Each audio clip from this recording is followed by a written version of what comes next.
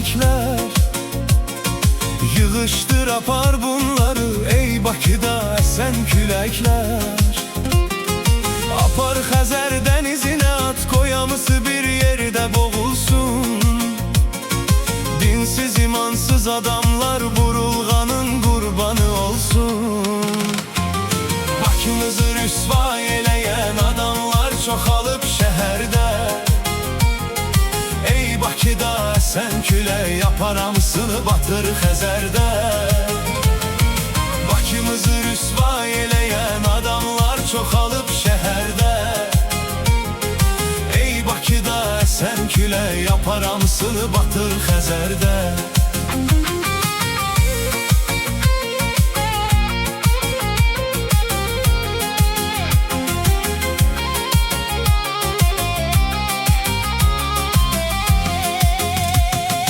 Zalım adamlar qalaraq yaxşıların üstünə əsmə.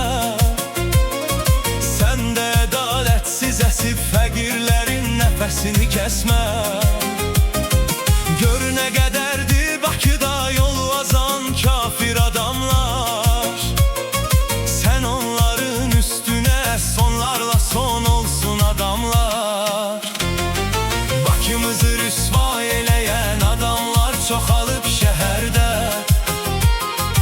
Ey Bakıda əsən külək, apar hamısını batır Xəzərdə. Bakımızı rüsva eləyən adamlar çoxalıb şəhərdə. Ey Bakıda əsən külək, apar hamısını batır Xəzərdə.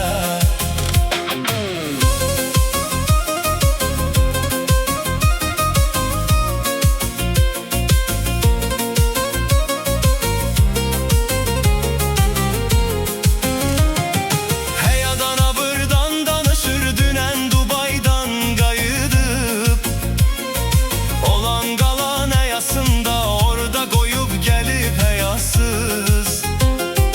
Elin gözü tərəzidir, sən həyanı gözləməyə dəyərdi.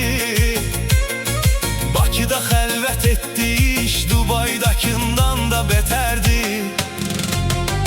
Bakımızı rüsva eləyən adamlar çoxalıb şəhərdə. Ey Bakıda əsən külək, apar hamısını batır Xəzərdə. Bakımızı rüsva eləyən adamlar çoxalıb şəhərdə. Ey Bakıda əsən külək, apar hamısını batır Xəzərdə. Ucuz geyimlər geyinib Bakıya yaraşmır belə vəziyyət. Açıq saçıq geyimlərlə güya müasir oldu bu millət. Heyf çox azdır düşünən, axı bu bizim dinimizə yatdı. Hicabda gəzmək qadağandı, lüt gəzmək isə azaddır. Bakımızı rüsva eləyən adamlar çoxalıb şəhərdə.